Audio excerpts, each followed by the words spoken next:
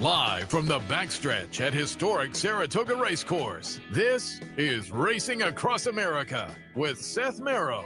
Racing Across America is brought to you by Pinnell's Restaurant, a Saratoga tradition since 1922. 284 Jefferson Street, Saratoga, just minutes from the track. And the Clubhouse Racebook, 711 Central Avenue, Albany. When you can't make it to the track, make it to the Clubhouse Racebook.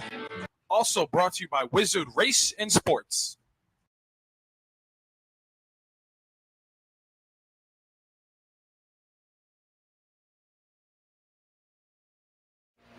Good morning and welcome to Racing Across America live from Saratoga, Clare Court. There have been horses working out all morning. Plenty of horses over here working out in the starting gate as well. And why not? It's a gorgeous morning after a little weather yesterday and racing being canceled. Everybody is raring to go, and it's a great day to get going.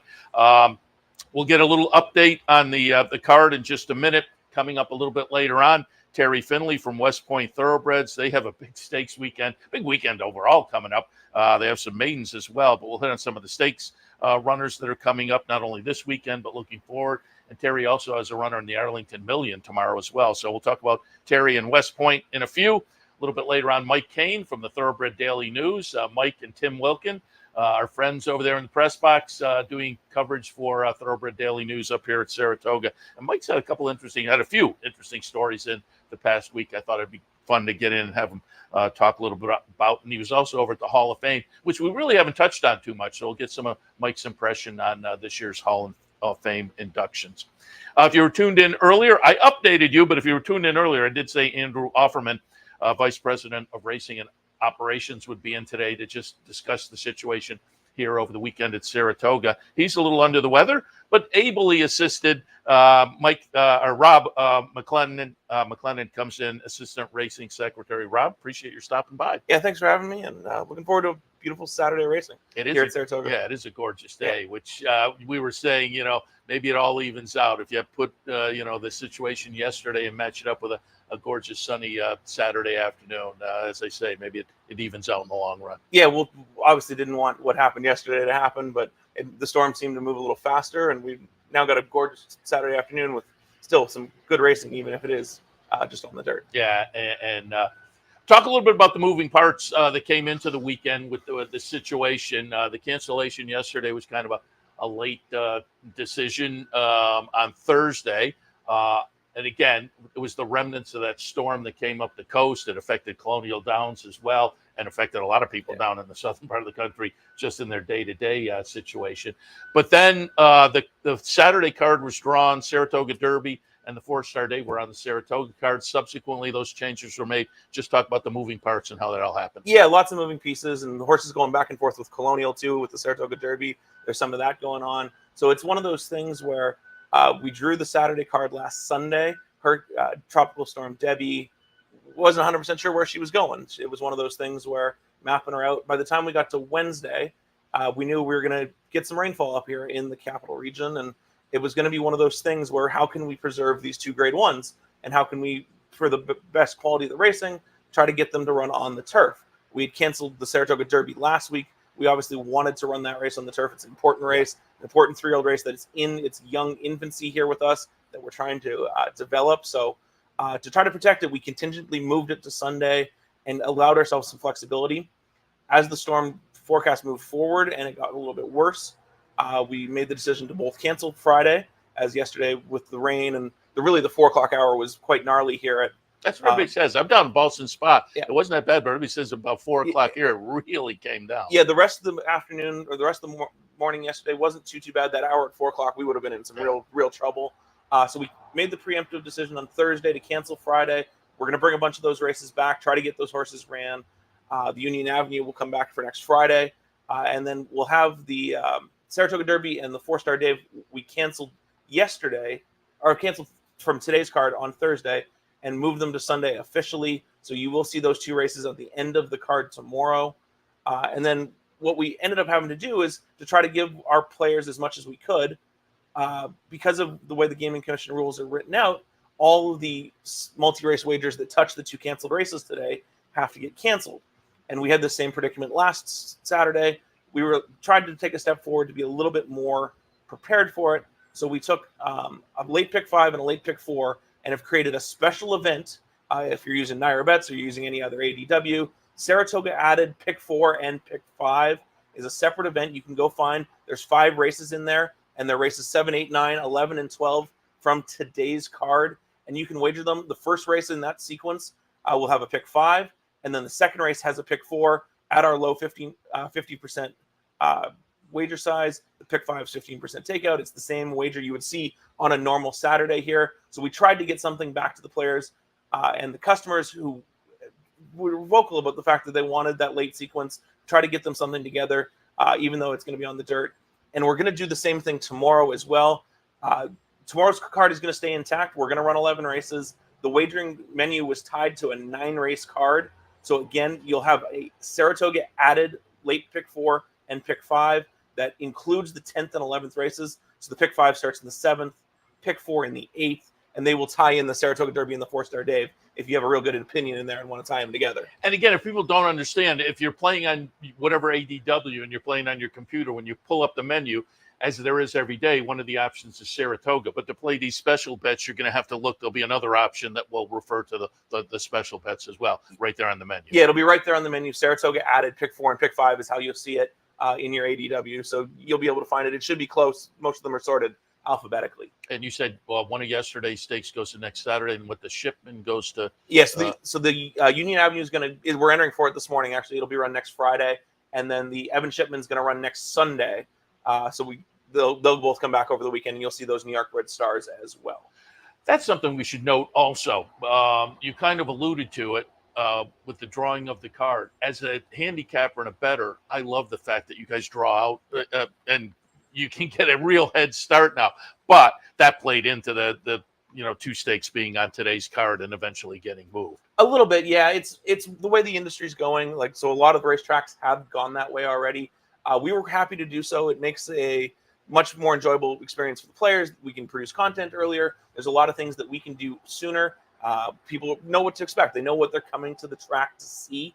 But it does create a couple of different challenges. In the first summer, we're doing this. So it's a learning experience for everybody and what kind of makes everything tick and how we keep the trains running on time. I love it because I get that. Well, being particularly in here doing what I'm doing, to get the head start like that is great. And you also alluded to it. Boy, on social media, you gotta love social media. Yeah. But on social media, there's a lot of, why can't you do this? Why don't you do this? And you alluded to it.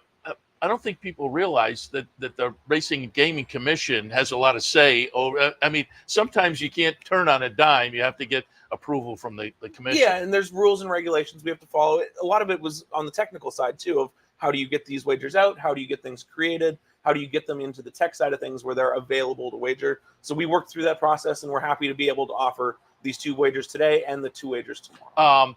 Is there a pick 6 today? There is not a pick 6 today. No pick 6. No. Okay. With the carryover provision, with the canceled races, it gets a little too messy. You will have a pick 6 tomorrow that ends in race number 9. Okay, so that's worth keeping in mind as well. It won't go through the end of the card. No. So you're going to have an earlier start with the pick 6 that plays into the original races card tomorrow. Yeah, it plays into the 9-race card, just like you'll have a pick 5 that starts in the 5th, and then another one in the added event that starts in the 7th. Okay. So you actually got lots of options tomorrow. Yeah, so good to know. There is a pick 4 sequence and a pick 5 sequence today. Again, the 10th race is out, but the pick 5 sequence will start on race 7, go 7, 8, 9, 11, 12. The pick 4 sequence, 8, 9, 11, 12. And again, you'll look for that special on your betting menu. Rob, appreciate your filling us in there. And before I let you go, first time over here, whenever I get people in for the first time, I'm always curious. How'd you get into the game? So I was a university student at Assiniboia Downs in Winnipeg one night, and somebody asked me, "Hey, you cashed a ticket there the other day. Do you want a job for the summer?" And it was more money than moving rocks and cutting grass with my buddies. So I ended up taking the job for the summer, and I've been hooked ever since. Assiniboia, which has become strangely popular now on Monday nights. Speaking of social media, people on social media love Assiniboia. Yeah, no, it's one of those places that's got their loyal fan base, and they moved to the weekday evenings during COVID and really just took off. Yeah. Where else? What other tracks have you worked at? So I moved from Assiniboia to Century Mile when it opened in 2019, and then I worked Century Mile, Century Downs for 2 years, and then I moved here to New York in April of 2021. So are you a Canadian? I'm a Canadian. I'm from Winnipeg originally. Oh, you don't have the A. You don't have the accent. You got to wait for the certain words to come out, and then you'll hear it. I'm tied into the McKenzie brothers on SCTV. There you really got the accent. And just finally, before you go, you're the assistant racing secretary. Again, I think we always draw in a lot of new fans watching the show during the Saratoga meet. Fill us in. What's the racing secretary do? I was looking at your LinkedIn page, and I love you said I hustle and fill races. Yeah, no, that's what we try to do. We're putting together schedules. We're putting together cards. So we're always kind of operating 6 days out. So you see it here in advance. So we're getting this morning, the team back in the office is getting next Friday's schedule together. We do a lot with like stall assignments and where that's all going. And then some of the wagering menu and a lot of that stuff comes through our office as well. What's being bet on where and what time we're racing. And people may also not be familiar with the condition book, which people can go to the NYRA website and pull up the condition books. But typically, if you look at any day in the condition book, there's a couple of extra races as well, which are the contingency of, as I say, you guys are running around hustling, filling races. Sometimes it doesn't work, so you move down and pull in one of those extras. Yeah, so we'll have as many races as we want to run in the condition book and a couple of subs if we get in a jam, and then we'll always carry some extras, and some of them are races that didn't fill a couple of days before, and actually right now a few of them are turf races that had to get rained off. It's a lot of moving pieces in the racing office that I think people aren't familiar with or don't realize, but you guys do a great job, and up here it's always a lot of fun with nice competitive fields typically, and also the horses that we all watch heading into the fall and then into the Breeders' Cup as well, because certainly year in and year out, there are a lot of Saratoga runners that wind up not just in and winning Breeders' Cup races, but going on to Eclipse wins as well. So it's always fun up here at Saratoga. Yeah, it's great. You get to see the big horses. They come from everywhere and meet here. Every American runner that won a Breeders' Cup race last year ran at Saratoga. Yeah. So talk a little bit about, before I let you go, because it just dawned on me, what's it like filling up the 2-year-old races here? Everybody wants to break their maiden here. The 2-year-olds are quite popular. It's one of the things we count on and bank on. And you see the Colts every Saturday. You see the Phillies every Sunday. That's just bread and butter, and that's what part of the Saratoga lore. Yeah. Rob, appreciate it. Rob MacLennan, the assistant racing secretary. I wanted to get somebody in here just to kind of fill us in on the situation for the weekend with 2 canceled races. And again, the sequences being filled in on the pick 4, the late pick 4, and the pick 5. Rob, appreciate the visit. Thank you very much, and enjoy the Saratoga added pick 4 and pick 5. Very good. Rob MacLennan, again, assistant racing secretary. We'll take a break. When we come back, our friend Terry Finley from West Point Thoroughbreds. Again, big weekend coming up for them. We'll hit on all of that right after this. Stay tuned.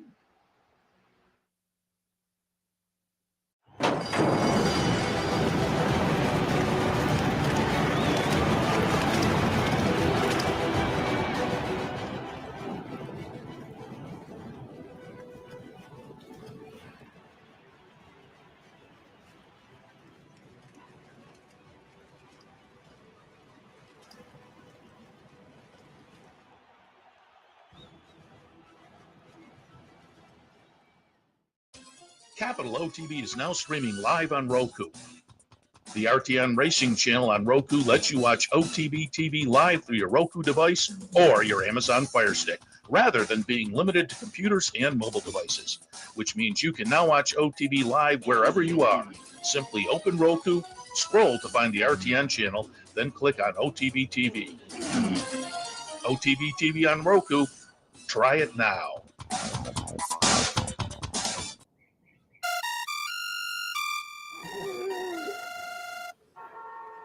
Come on. I want sales reports on my desk by Monday. Whoops. My bad. Love racing? RTN brings you every live simulcast on your home television, plus live video streaming and race replays on your PC and mobile devices. To order, visit rtn.tv. RTN, a breed apart.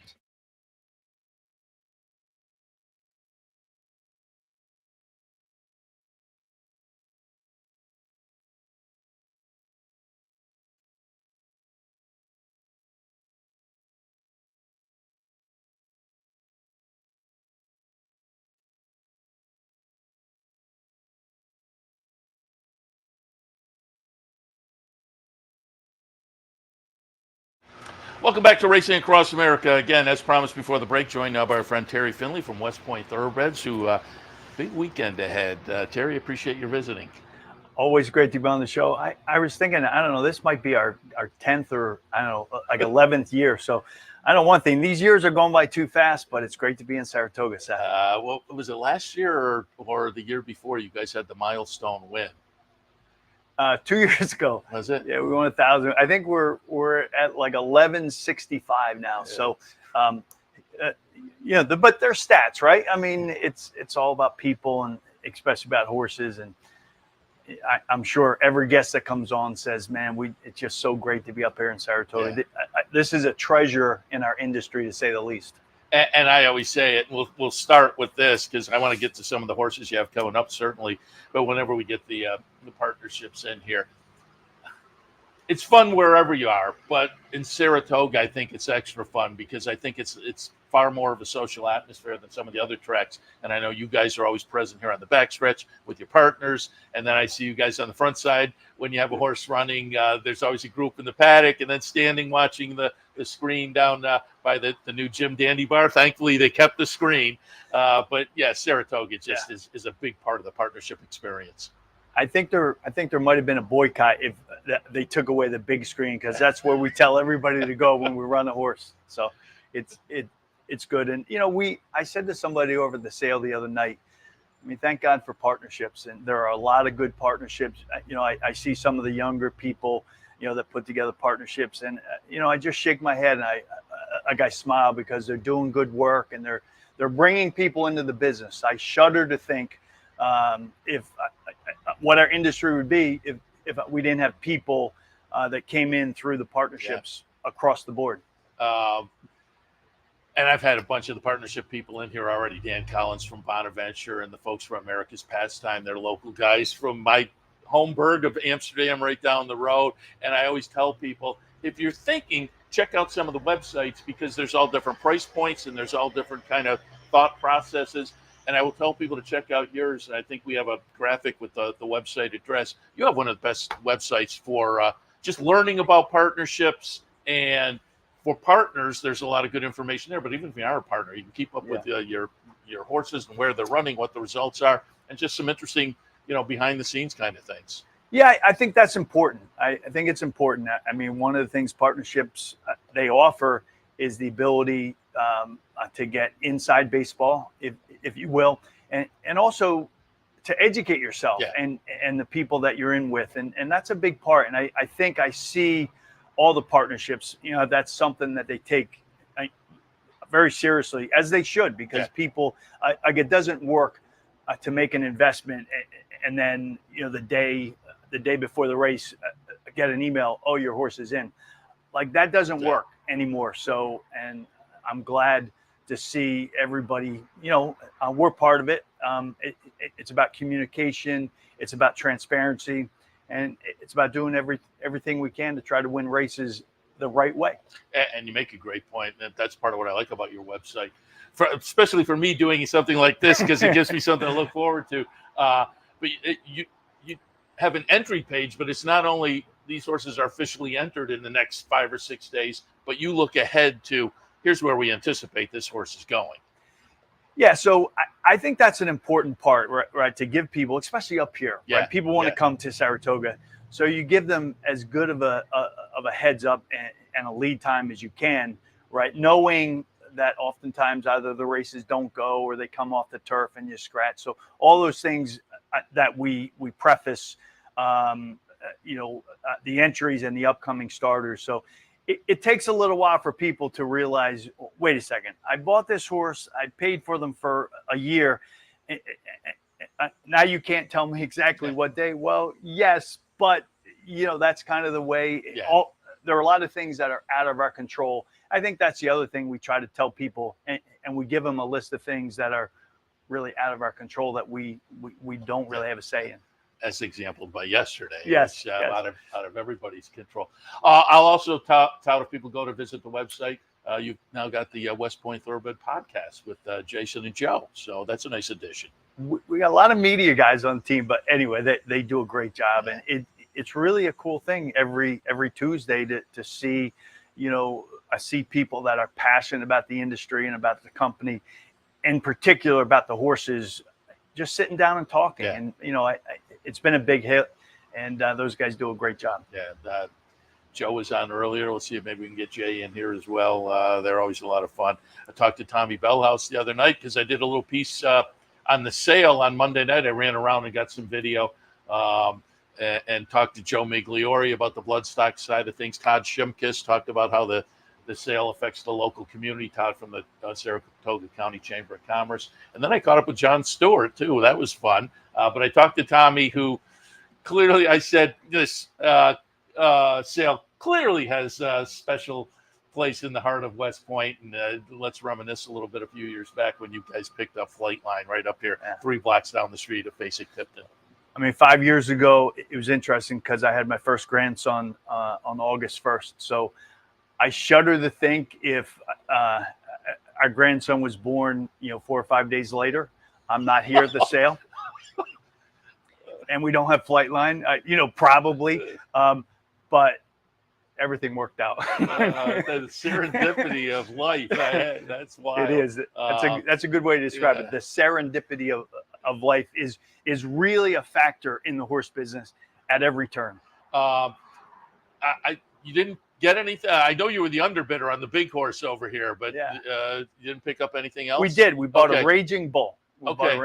Tommy the next night told me that. Yeah. I was standing next to Peter Brandt, and I turned to him. I said, "You're not running me up, are you, Peter?" He said, "No, but that's a beautiful horse." And, he owns the stallion. And, he stands at Gainesway. So I think he's a stallion to watch. I think he really is. All right.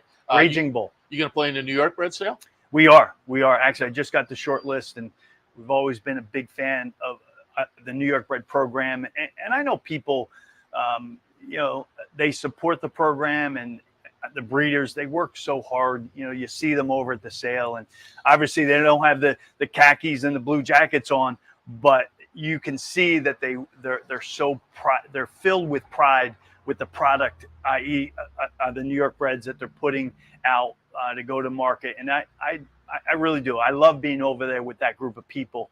And there's some runners that come out of that sale every single year. It's amazing. It's become far more popular the last few years, and the New York bred program has just, grown and become very worth watching the New York breds. Let's put it that way.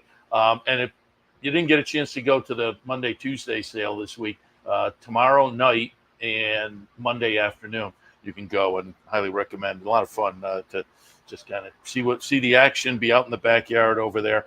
And as I always know, it's literally 2 blocks down from the track down East Avenue. All right, let's get to some of the horses because, again, looking out, this one may be running in just a few weeks again, but let's go back and look at a little West Point Stakes win from earlier in the meet. We're going to pull up Don't Look Back at All, getting it done in the Caress back on July 25th. Talk a little bit about this performance, and again, game plan perhaps to go on the 23rd of this month in the Smart Fancy.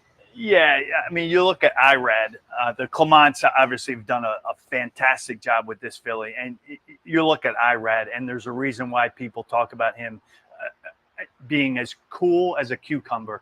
At the 8th pole, I was like, all right, pull the trigger, IRAD, pull the trigger.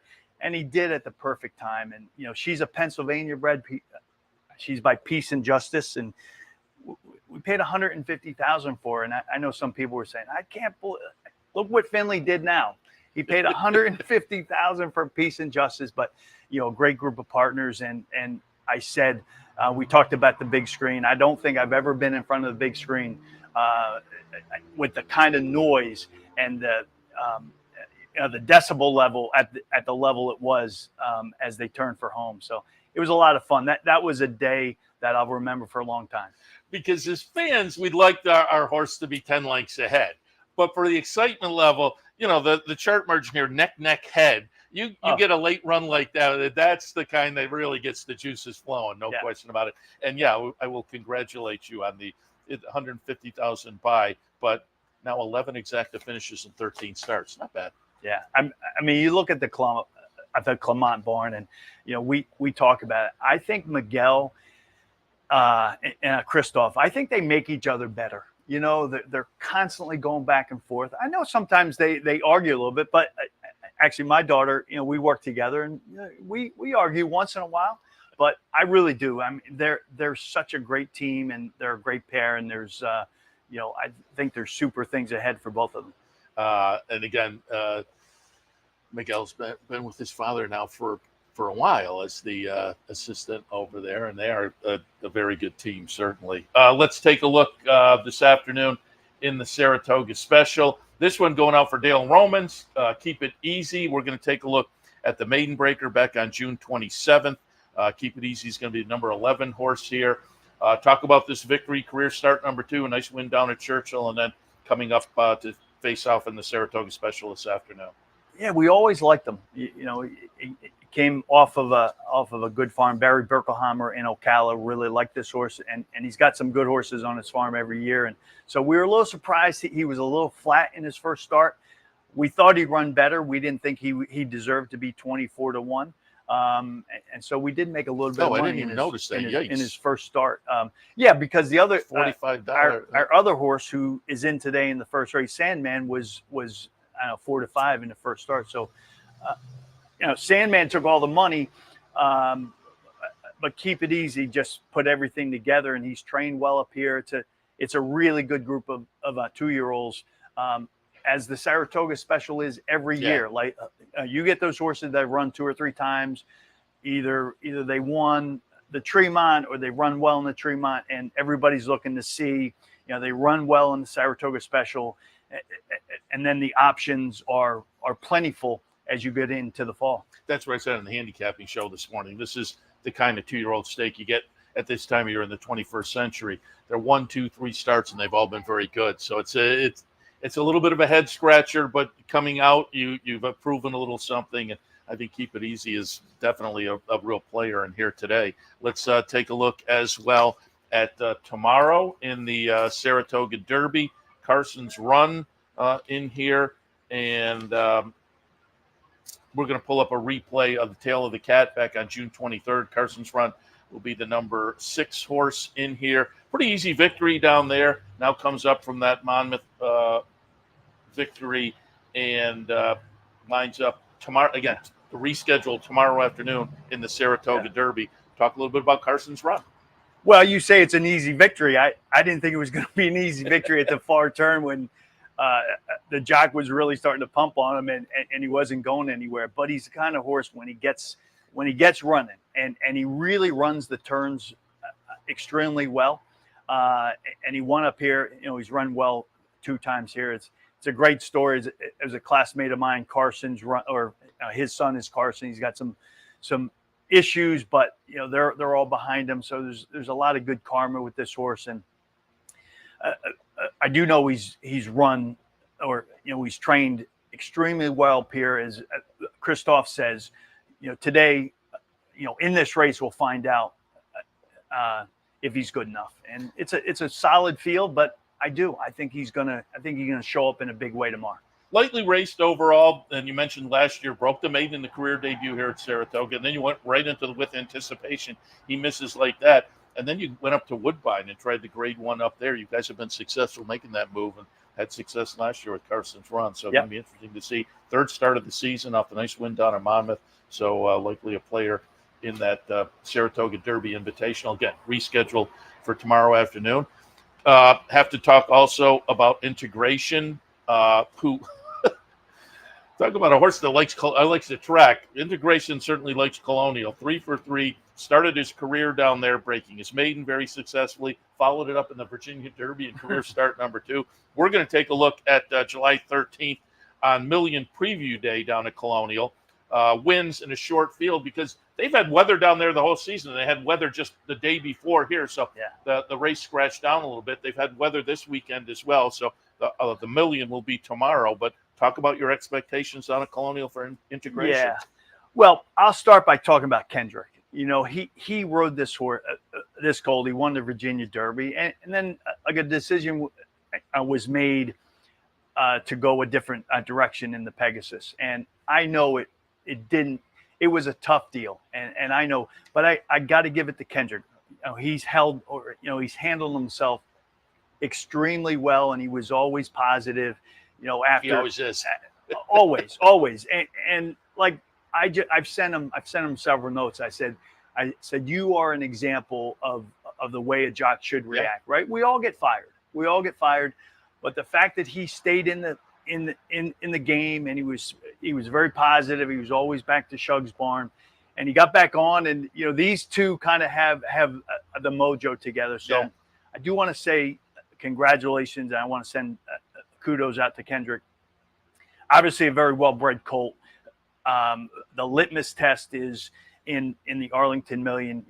It's a short field, but it's quality. And I think that we're going to show up, but we're probably going to have to run the race of our life to get to the winner's circle. But they just don't give away $600,000 as part of $1 million purse.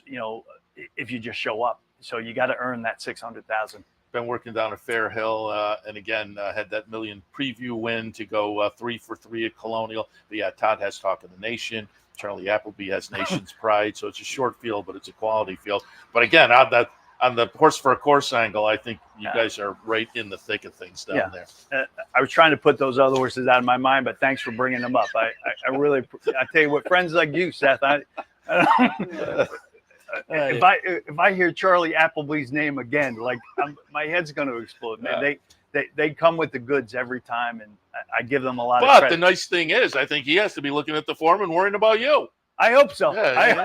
So there you go. It all goes around.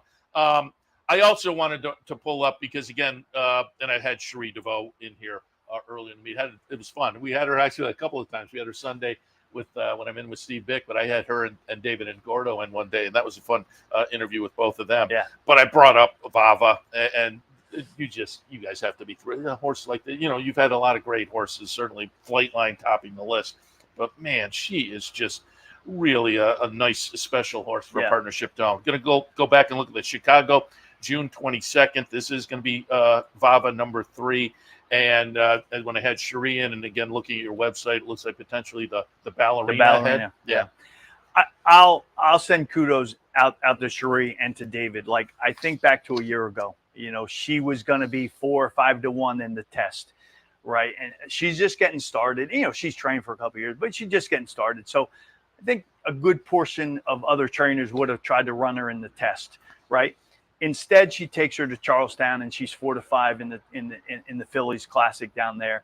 And all of a sudden, she's got her confidence. And the test turned out to be a really tough race. So, you don't read that in the past performances, but I think those decisions. And then again, we had travel problems. I took her out to Santa Anita the day after Christmas, and the same thing. She did not push the issue. We waited. We gave her a break. We gave her some time. And all of a sudden now she's come back and she's just, obviously she's a leading candidate for an Eclipse Award. But, she's going to have to do it, and she's going to have to step forward. She's going to have to be successful at the end of the month here and then go on to the Breeders' Cup. But I can't say enough about her, and about Cherie. She really got a lot of mojo in that stable. Obviously, she's got quality, but there are plenty of other people that get quality horses, and they just don't take them to where they're cut out to be, and that's not the case in the Cherie DeVoe barn. I'm a big fan. All of our partners are as well, and she's going to be a star in this game for a long time. Yeah, that's fun. Those are always interesting stories on decisions like that test or Charlestown Oaks, and then you go and, as you say, get some confidence, and certainly the first couple of starts of this year have been a lot of fun. Yeah, Cherie, talk a little bit about that, because she's one of a number of trainers you use, which I kind of appreciate. You've got very good horses, and you kind of spread them around. Yeah, no science to it, Seth. I think it's more of an art. Look, sometimes partners they like Dale Romans, or they like Dallas Stewart, or they like John Sadler, or others, Clements or Cherie. I think I might be leaving one or two, Steve Asmussen, Tommy Morley. But, we like to give people options, and I think that's important. And I like it because I get to learn from, these are top-notch horsemen. Yeah. And I tell them, like, I'm always looking to learn. I'm always trying to get inside their head, because they all look at things a little differently. Yeah. As they should. They're individuals. and their experiences and their background and their successes and their failures they span the spectrum. So I think it's fascinating, and I think that's why we all love this game. Is you can come at it from a lot of different angles and still be successful. But and I know it's said all the time in our world. You truly do learn something every day in this business if you're open to it. If you're open to it, and you don't put yourself in a position to say, I'm there, I got this figured out. Because as soon as you think you have it figured out, you're in big trouble. Yeah. And the Cherie DeVoe example with Vava, I think, is a good example of, as an owner, the obvious choice, let's go to the test. But then there's a rethink. And now down the line, you may, with other trainers and other horses, kind of think, well, we did this with maybe we'll, and you come at it from a different angle. Yeah. You really have to, and especially for partnerships, I like to tell our people, I want you to train like you're training for like a really rich person that never comes to the races, because they have to train and really manage their horse. I don't want them to manage either West Point or our partners, because I think that's where trainers get into trouble, is they try to manage owners. Everybody wants to run at Saratoga, but sometimes it just doesn't work out. And if you force it, you got a good chance to pay the price for a long time after Saratoga. And I think that's something a lot of folks take a while to learn on the ownership side of the game. Patience will pay off more often than not. And you can look at plenty of horses where that has proven true. All right. Always like to get some thoughts on maiden specials. You alluded to the situation. Today you have a couple in here. Sandman, again, in that race we looked at earlier, wound up running 5th as the favorite. I thought the Mark Casse trainee was a little bit interesting in race number 1. Sandman, what do you think today? Well, I think in that race at Churchill, his first start, I talked to Jose, and he said he broke and he had run on his mind. Unfortunately, we had the other horse in front of him, and they battled, and it was the first start. And I don't think Mark's, overall his stats aren't great as first-time starters, but they come back and they run well in his second start. I know he's trained, beautifully up here, and I'm sure Mark he thought about either running here or at Churchill at the beginning of September. So I like the fact that he's taking a shot, and I've gotten good vibes from Mark over the last couple of weeks. So look, it's a good field. You got some really nice pedigrees. You got some high auction prices. So it's Saratoga. It's Saratoga, and it's a great way to start a beautiful card off. A little bit later in the 7th today, you have Statesman, first-time starter, Shug trains, by Constitution, who can certainly get win early types. I thought this one was kind of a player as well. What do you think of Statesman in the 7th? We're staying in. They took it off the turf. And we bred with a Vinny Viola on this colt, and we actually bought the colt at the 2-year-old sales for another partnership. But his Dam Icon Project, she won the personal ensign up here, and I remember that day. I think she won by 11 or 12 lengths for Andrew Rosen. So the dirt pedigree is there. I think he's probably going to be a little bit better on turf, but I love the fact that Shug has the confidence enough to get him started on the dirt here. So you're staying in, and we'll see what Statesman can do. Certainly, we'll get a little experience out of it. Again, 2-year-old race up at Saratoga. You're always in tough. And just before we let you go, also wanted to get a little thought on tomorrow, Ellis Park Derby out at Ellis Park. You have Stretch Ride. Yep. Yeah, Dale Romans, he was very good last fall. We thought he'd had a chance to get on the Triple Crown Trail. I just wasn't to be. He had a bone bruising, which is kind of the new wave issue of you got to give him time. Yeah. And I know Dale, he went out to WinStar and he gave him the time. And we didn't know exactly where he'd make his first start, but he worked so well the other day at Churchill. I just got a text from Dale, and he said, I'd like to enter and to take a look. And, it's a good spot. Obviously, there's some nice horses, but, it'll be a great way to get him started in the second half of his 3-year-old year. Before we let you go, also, we were talking about the sale over here. We know you guys participate. How many sales do you go to in a year? I don't know. We you hit them all, right? I mean, the 2-year-olds in training and the yearlings. Yeah. So we have about 140 in training, and so we've always worked on process, and we've always abided by the notion that a good horse can and often does, and they do come from anywhere. So we kind of get a little antsy when we miss a sale, because the one that would have put us on the map, so to speak, we don't want to miss that one. And we think we owe it to our partners to be where the action is. And plus, it's a lot of fun, because I love the auction. I love the sellers. There's some bias at these sales, right? Yeah. The sellers, they tend to like their horses, and the buyers, after we buy them, I mean, we tend to like the horses we bought. Like, that's really the essence of an auction market. But it's a lot of fun, man. The characters and the action and the capital that's exchanged. I love the whole environment of the sales.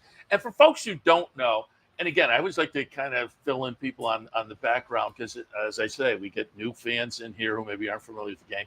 So we'll use it, for instance, over here. You bought the horse the other night here. What happens after boom and you pay? What happens? What do you guys do with the horse? Yeah. So the next, if it's at night, the next morning, we'll have a totally independent vet actually do the X-rays again, right? Just to check it. Yeah.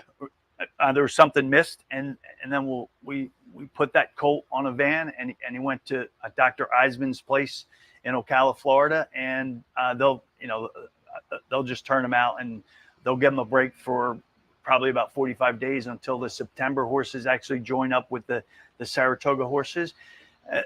Then they'll start the process, and it's a 9-month process or so, and they'll just take it step by step. So they know what they're doing down there, and they know, I mean, really well their job. And the good thing is, these horses that you buy at the yearling sales, right? They don't have the stress that the 2-year-olds are the ones that go through the sales. Now, obviously, on the surface, that's a positive, but there are plenty of good horses coming out of 2-year-old sales. And he's actually going to go to Cherie. And I don't know, next time around in 2025 around the Derby, we'll send a van load of horses up to Cherie, and we'll try to come back up here like a year from now with a good colt. And his name is Bullfight. So I hope we're here in a year talking about Bullfight in the with anticipation. How about that? Yeah, very good. I like it. Terry, always fun to talk to you. And then all the folks, Tommy Bellhouse, Jason and Joe Bianco we had on.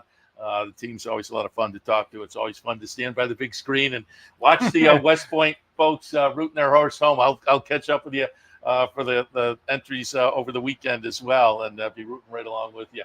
But again, if folks want more information, visit the website. And if they see you around the track, they can certainly ask as well. Absolutely. Love talking about horses and engaging with people. And it's the place to do it. And it's an honor to be in this business. It really is. Terry, appreciate the visit. We'll talk again. Thank you, Seth. Terry Finley from West Point Thoroughbreds. We'll take a break. Mike Kane from Thoroughbred Daily News. As I say, he's written some interesting articles over the past few days that we'll kind of touch on. So stay tuned.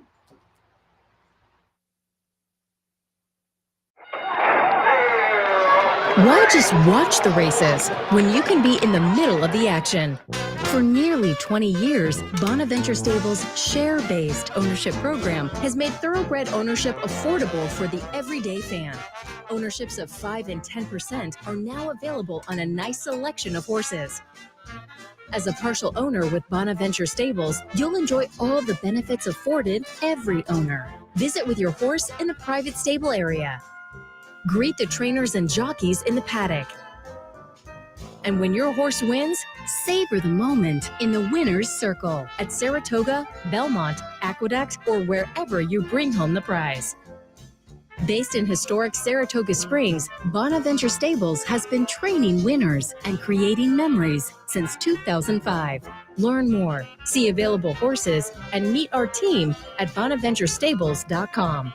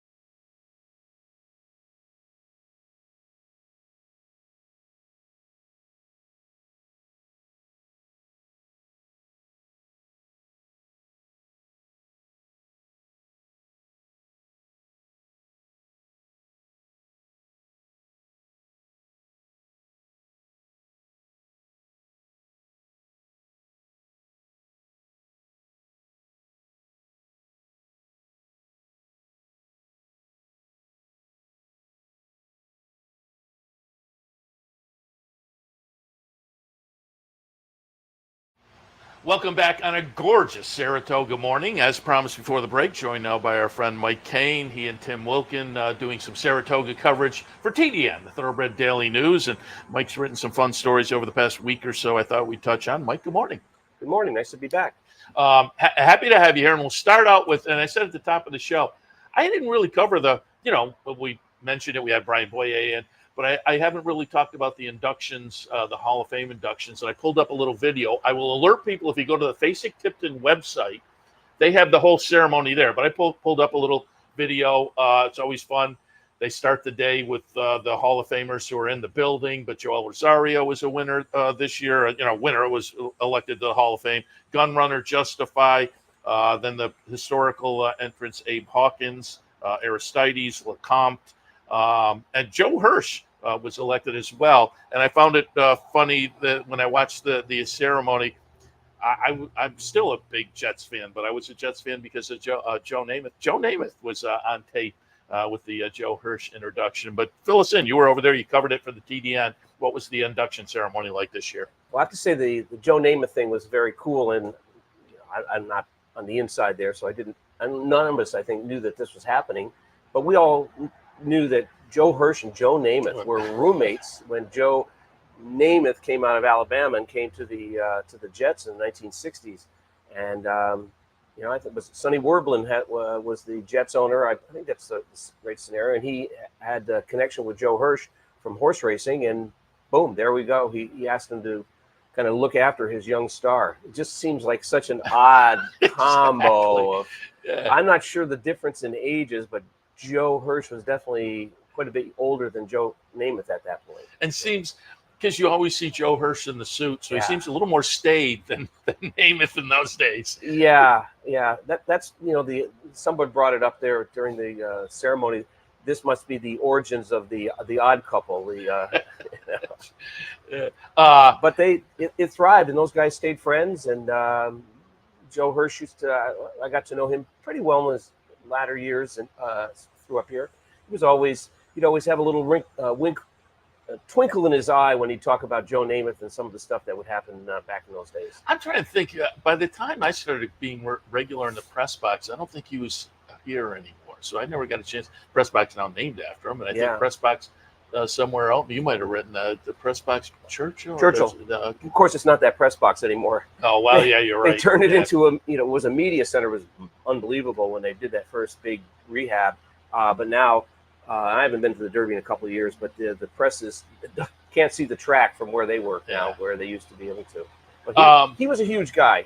He was huge, and he was Here's a guy from upstate New York working for a little newspaper, trying to cover horse racing and learn, in July and August what's going on. And Joe Hirsch, giant Joe Hirsch, was always helpful to people like me. I have a little book that he gave me, a little pamphlet that he gave me, I don't know, 45 years ago or so, about the anatomy of a horse and all these things. He took Matt Graves, the late great Matt Graves, and Tim Wilkin and Bill Arsenault out to dinner once a year up here.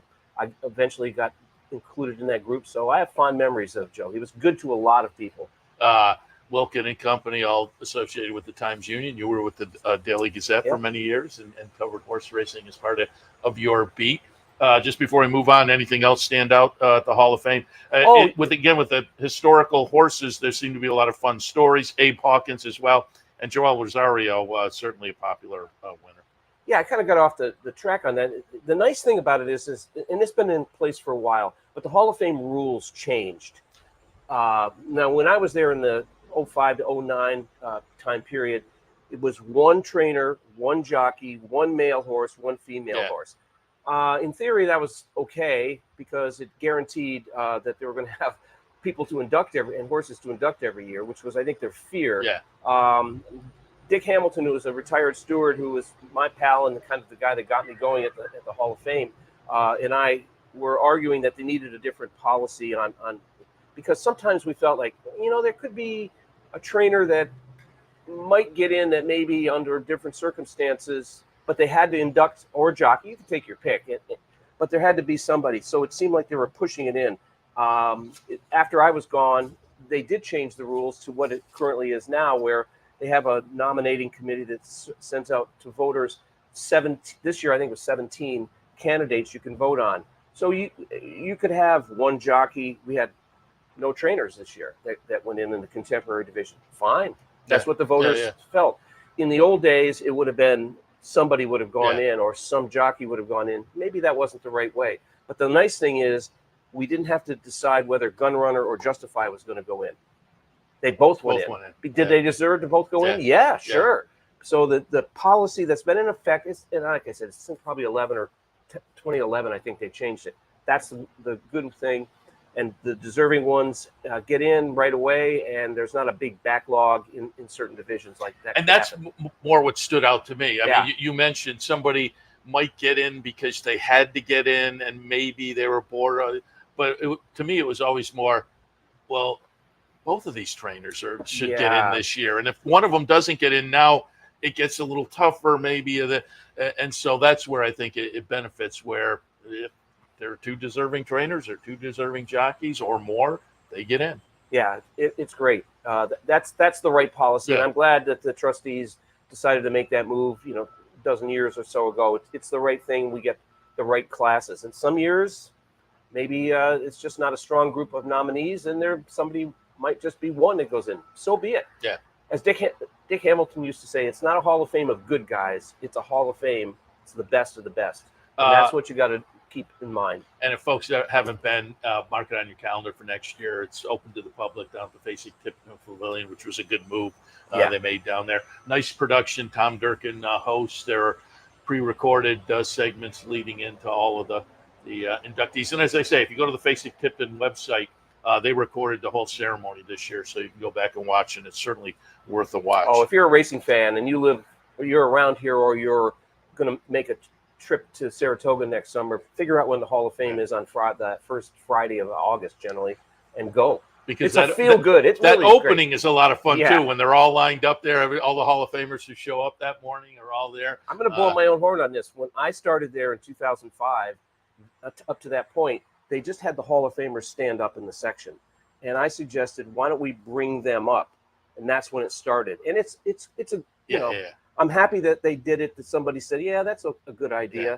But it's wonderful to see 16, 17, 20 Hall of Famers standing up there in front of the stage, and they get saluted individually and as a group. It's really a good deal. It was a nice group up there this year, certainly. Well, regardless, it's always going to be a nice group. They're Hall of Famers. Sure. I will also tout, if you haven't been over the Hall of Fame, that's worth a visit too, because the updated, the interactive screens now as compared to years ago with the plaque. Oh, yeah. Now active guys can be updated all the time. You can watch race replays, and so it's certainly worth a visit. Bobby Frankel once offered to pay for a new plaque because when I was still there, because his accomplishments after he got in actually were phenomenal, and he wanted that to be reflected. And now the technology allows us to do that. That's great. And the 21st century has moved in that direction, and it is a real bonus for everybody, the fans as well as the folks whose plaques weren't reflecting really a lot of their career. One of the other articles you wrote about, we were talking about it when you came up on the stage in the commercial break. Fun article on Bill Mott titled, "Despite losing many stars, Mott's stable remains a force at Saratoga." You mentioned Cody's, going back to last year, Cody's Wish was the horse of the year. Elite Power, who was an Eclipse winner, just FYI, an Eclipse winner. The other two are retired, just FYI, is getting a little time off. He had some other ones last year. So those ones on the sidelines. But we're going to pull up. First of all, I wanted to go back to actually a couple of years ago because I wanted to see a win up here at Saratoga. Cody's Wish, who again won the Eclipse last year, horse of the year. And then we'll follow it up. He reloaded. We'll look at the Whitney from this year with Arthur's Ride. So talk a little bit about the Mott article. And again, loses some stars and just the beat goes on for Bill Mott. Well, he's Bill Mott. And, the low-key kind of guy from South Dakota and who's been just a giant trainer for 40 years about. The youngest flat trainer to go into the Hall of Fame in his mid-40s. It's just amazing what he's accomplished. And here he is at age 71, every bit as important to the sport as he was when he trained Cigar a million years ago. I've been holding on to this quote that I got from him on July the 1st about knowing that he had to retool his stable. And I thought, well, maybe let's see if I just never wrote anything in the beginning of the meet. It was But then when they started winning, I said to Tim Wilkin, I said, I'm feeling like there's a story coming along here. And then he got to 6, and then he got to 8, and then he got to 10 last weekend.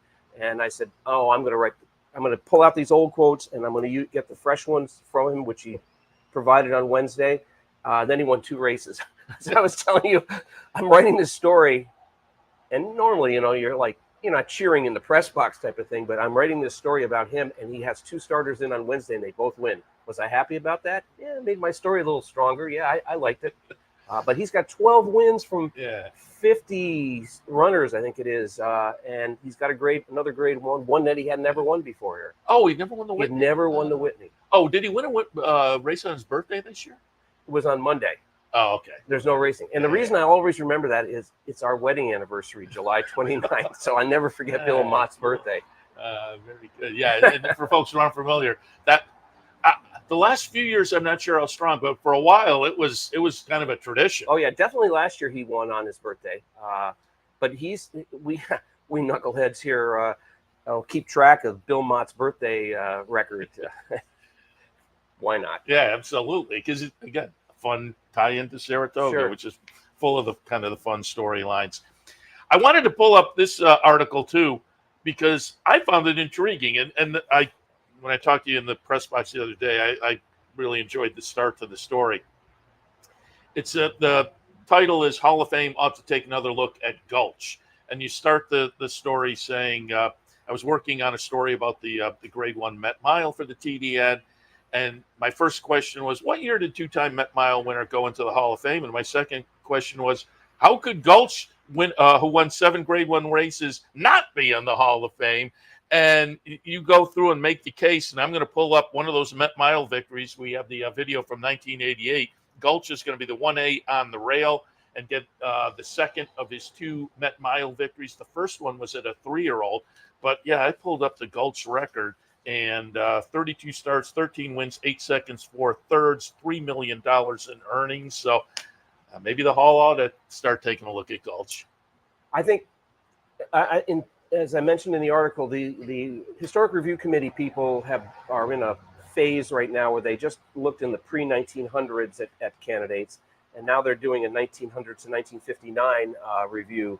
And after, in 2026, they're going to look at the 1960 to the present, to the area that they cover after that. And so I got to think he's going to be a candidate. They got to look at it. Yeah. How do you win $3 million? If he was running now and he won 7 Grade 1 races, he'd be in the, he'd probably be an automatic, first ballot Hall of Famer. Now, you remember Bennett Liebman, the very sure. Albany Law. I ran into him about the time I was writing the story, and I mentioned him. He says, he was a really good horse. I'm not arguing with it. He said, I think people thought he was going to be even better than he was. But 13 wins and 12 other in the money performances. He was running almost exclusively in stakes because he started winning stakes, up here at Saratoga as a 2-year-old. So his career record of excellence is really there. 32 starts. The good thing too is Peter Brandt, who bred him and raced him, here in Saratoga, and I was able to ask him about that. And so that I thought that really added some strength to the story about Brandt's. And he also comments. seemed to be scratching his head as to why the horse wasn't it. And you also quoted Jay Pribman, which I found interesting. Yeah. The 2 Met Mile wins at age 3 and age 4. No horse has won the race twice since him, a span of more than 3 decades at this point. That alone is kind of stands out. Yeah, and it also shows you too that how the industry has probably changed in the last 30 years. Hey, you win the Met Mile, you want to, how fast can you retire your horse and sign a contract to stand him at stud? But we all recognize the Met Mile is a great race, that great horses win that race, and oftentimes become big, important stallions. And so when he wins it twice, now this wasn't 1932, although the good horses were winning it at that point, but here it is in our lifetimes that this horse wins it, and he wins 5 other Grade 1 races on top of that. Okay.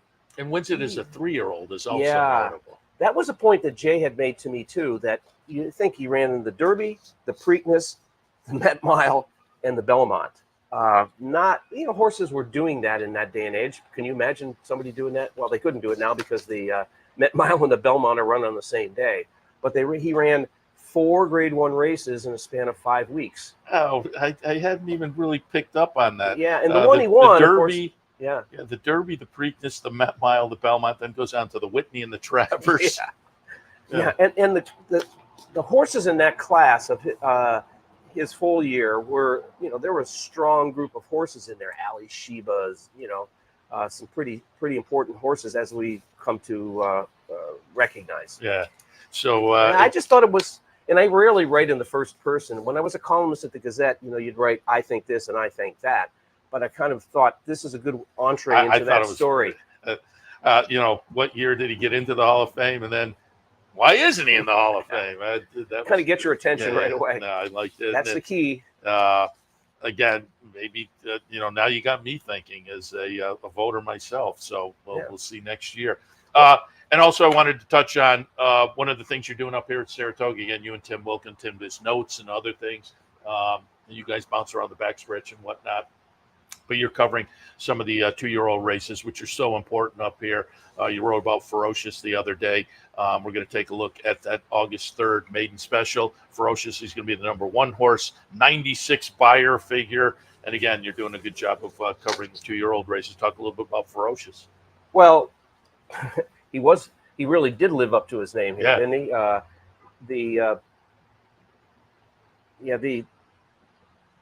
The idea of this is many of these horses are making their, look at this, he just runs by this guy here, boom.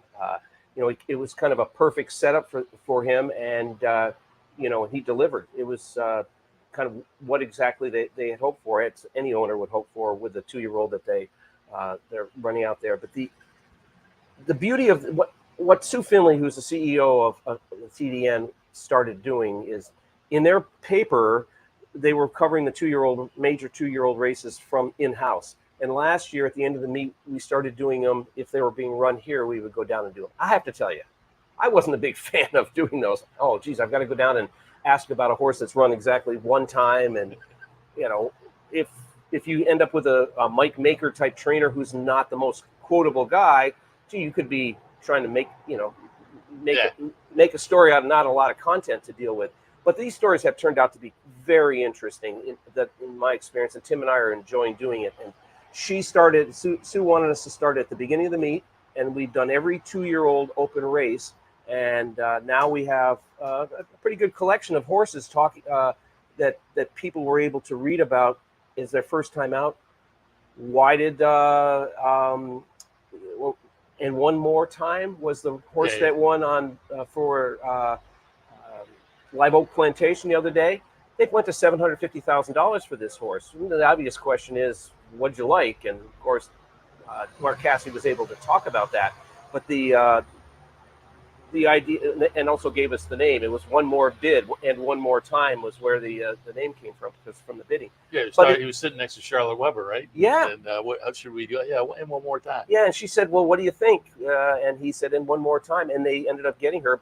He said she was the prize that they wanted. They came to that sale saying, we want her. but you know how things go. If somebody wants her more than you do, more than the price you want to go to.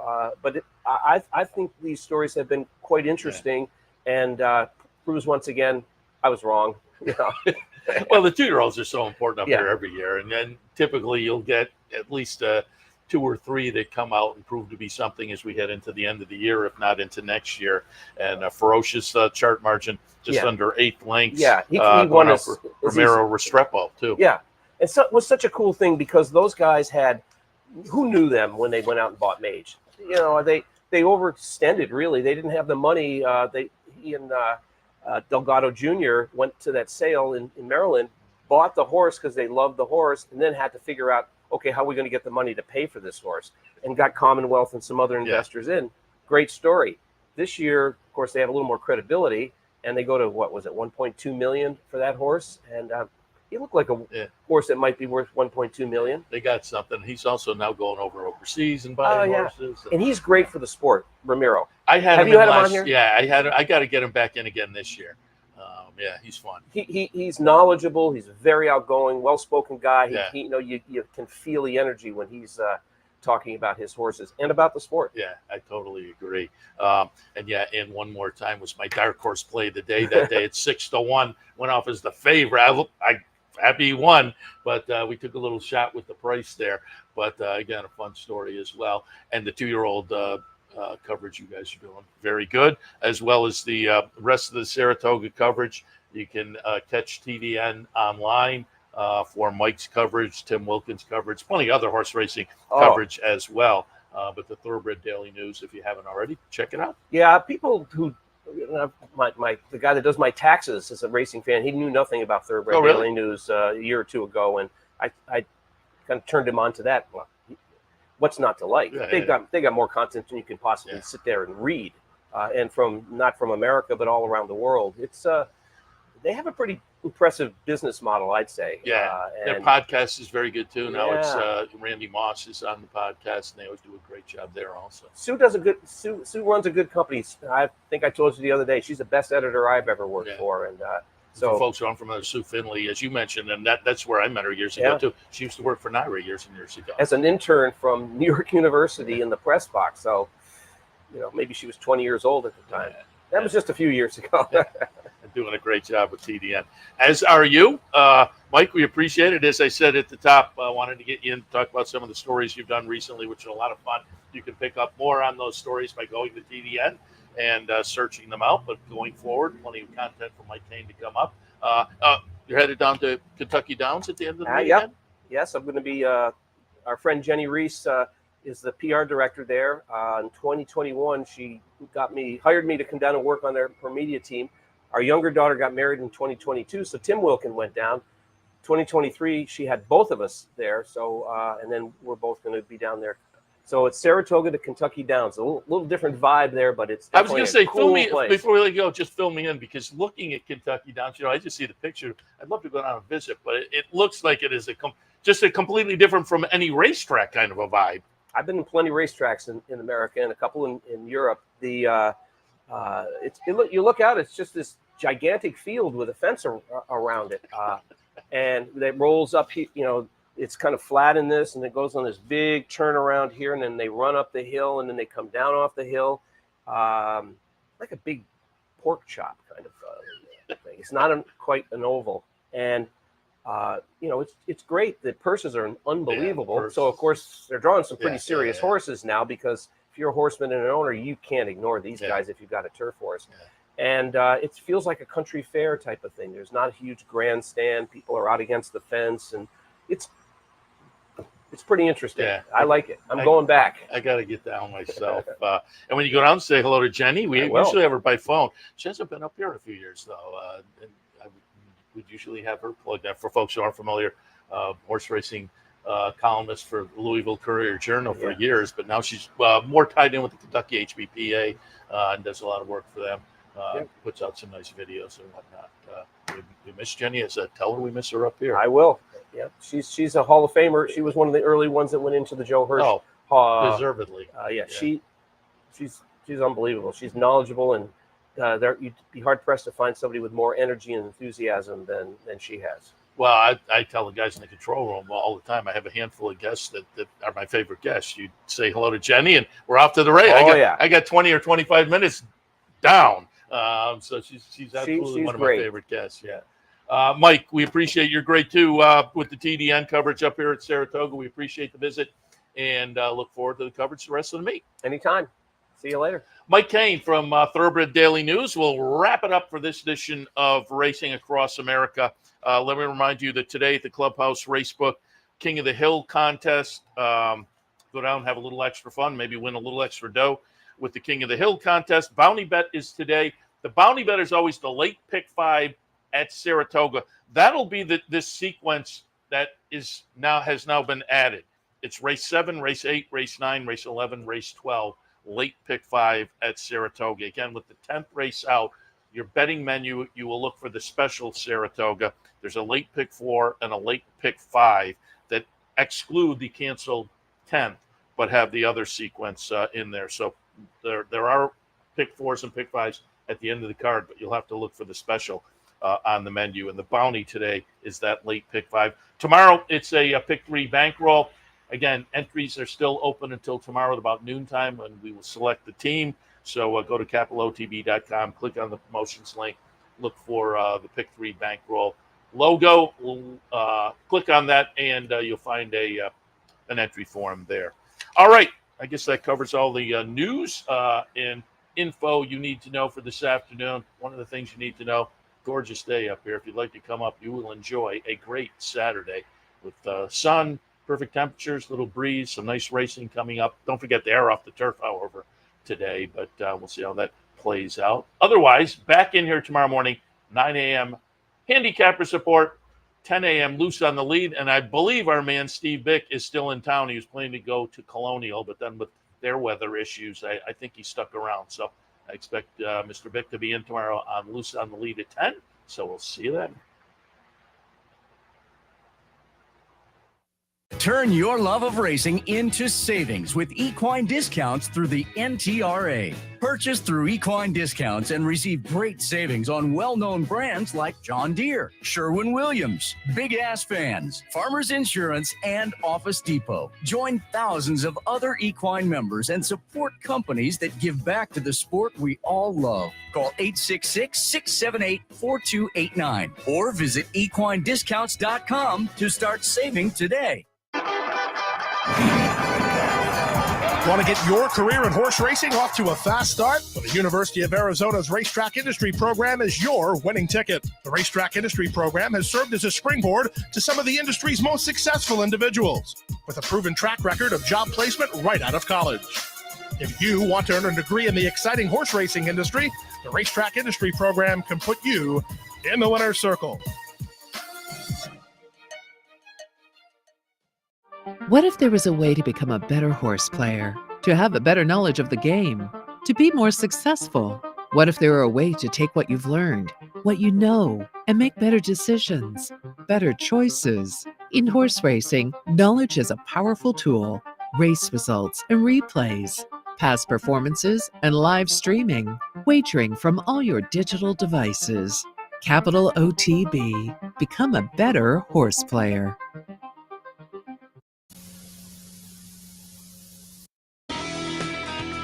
You've been watching Racing Across America.